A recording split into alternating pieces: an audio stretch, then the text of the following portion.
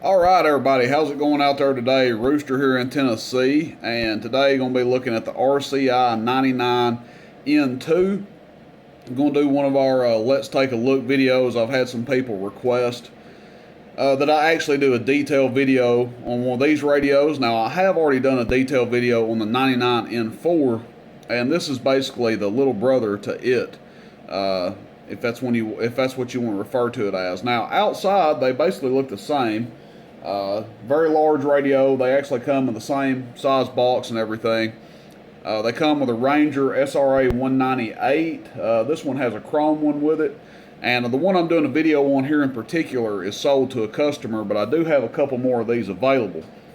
We'll go over the features of it like I always do, and then at the end of the video do an output test, show you how it does, you know, the ins and outs of it kind of, and go from there.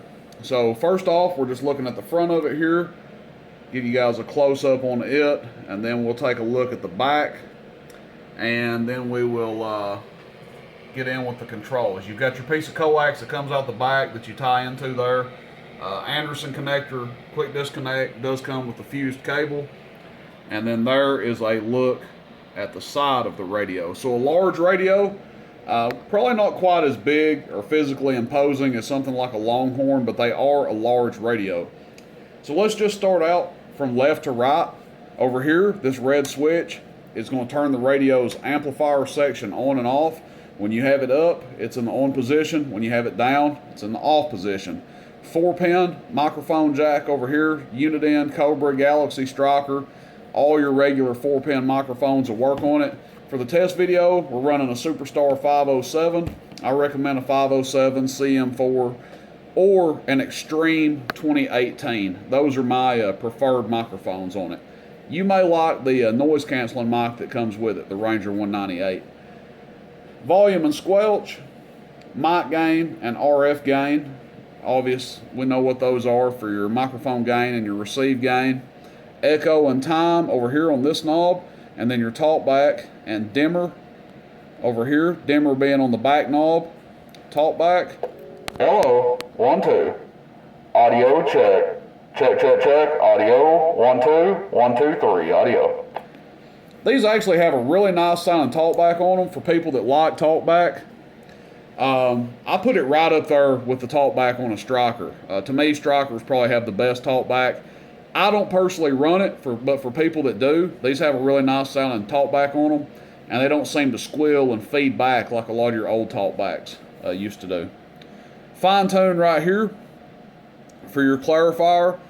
Notice we do not have a 6-digit. These radios do good on sideband and AM, but they weren't particularly designed for sideband, as you notice the absence of that 6th digit. RF power back here will demonstrate the range of that. Now, I will say all these radios will perform in the same ballpark as one another. You may get one that does 20 or 30 watts more, 20, 30 watts less. Just the nature of the difference in parts, things of that nature. So if you see this one do, let's just say this radio does 275, 280. There may be one that does 250, there may be one that does 300. Just keep that in mind. You got a touch for color right here. You can change the color of the face. I think the red looks pretty wicked, but the 99N4 video we did red, so we'll just go with blue. That's probably my next favorite on this one. Channel selector. It's one of the stiff channel selectors, so you can actually feel it as you turn it. White LEDs in the channel lights gives it a real nice look with the white LED and the meter light over there. AM, upper sideband, lower sideband. Sorry for the FM guys out there. No FM on this bad boy, just AM and sideband. Noise blanker, on and off. Then you've got a PA mode. Your band, high and low, for your different sets of channels. Works hand in hand with your band selector right here. And then your meter settings. So SWR, modulation, power. We've got it on the power setting right now. Audio, check, 1 2. Audio, 1 2, audio. You can hear us talking through a radio in the background. And just to show you the receive, we will key up our Cobra 90 in the background. Show you the receive. So 9 S units, dummy load to dummy load, pretty sensitive receive on these. That's the overall layout of the radio, basically just covering all the features of it.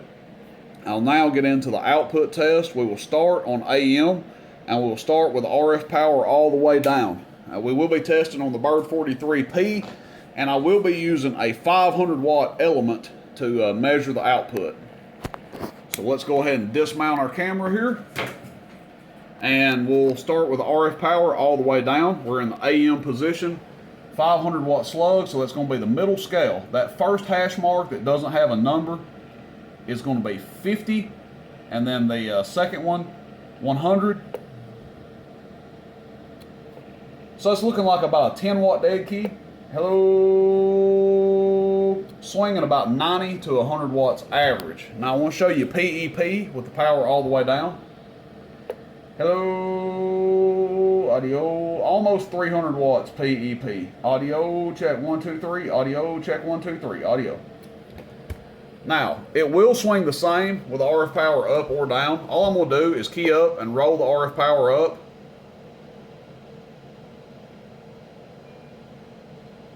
Hello. And you can see it swinging forward on average there still. Now, that was average power. And with it all the way up, it will swing to about 175 watts average. Now, I don't recommend running it that high. Really, the max dead key, you probably want to run this thing, if you run it by itself, it's probably right along in there. And that's about a 75 watt. Hello, audio. Hello, audio. Swinging about 130, 140 watts average. And then on PEP, audio, check 1, 2, 3. Audio, check 1, 2, 3. Audio. Still about 275, 280. Again, it will turn up a lot higher than that.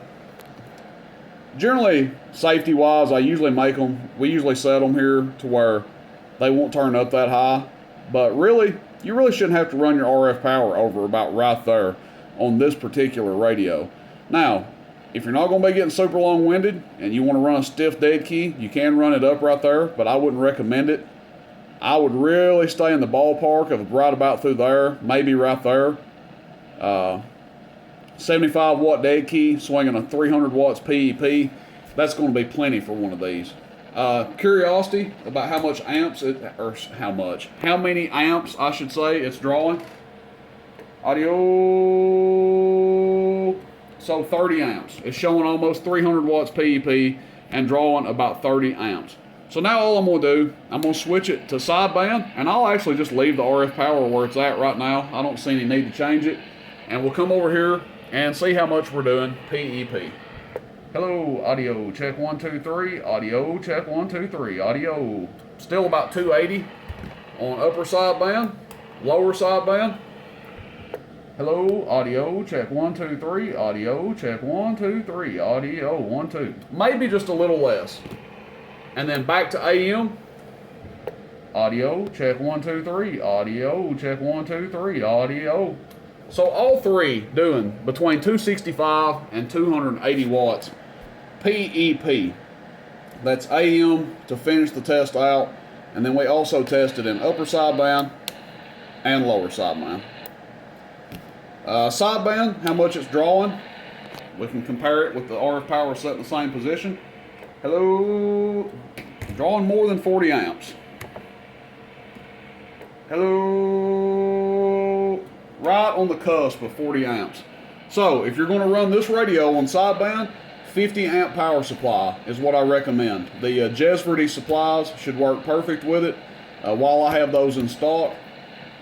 Excuse me, if you're wanting to run this as a base, 50 amps. Comfortably you can run this. What amps can you run with this guy? Okay, so I would say at minimum, if you're going to run it on AM, you're probably going to be okay with a 4-pill 2879C. That's going to be driving it pretty hard. A 6-pill 2879C may be more ideal, or an 8-pill 2879 standard. Those are the amps that I recommend to run with this. Now, obviously, you can run other stuff you might be, you know, driving it a little harder or driving it, under-driving it a little bit. You could do like a 12-pill, an 8-pill C box and have some headroom. But 6-pill 2879C, maybe a 4-pill 2879C, or an 8-pill 2879 standard are going to be the better amps to run with this radio. Awesome standalone radio. Again, if you don't want to splurge and spend the money for the 99N4, you get just a little bit less power at quite a bit less price. Oh, one last thing. We'll show you how it does with the amp section off. Let's go back to AM before I forget. I almost got carried away. Middle scale, still. Middle scale, middle scale, middle scale. Audio, check 1, 2, 3. Audio. So it does 50 watts with the amp section off. Also, that gives you a little bit of variety what you can run this thing with. You could actually run this into a low drive amp with that switch down. Now, you don't want to make the mistake of running with the switch down into a low drive amp and all of a sudden forgetting and running it with the switch up, okay? That could be a disaster. So be careful if you decide to make that decision. But gives you a little bit of variety with this radio. Things change, people sell amplifiers, they decide to go different routes. With the way these are set up with this switch, turn it into a high power radio to a relatively low power radio, you're not necessarily stuck with one type of amp setup. You can change it from low drive to high drive. Maybe you have an 8-pill and you sell it and you think, man, I just really want to run a 2 drive and 4. Bam. Leave this switch off and you can run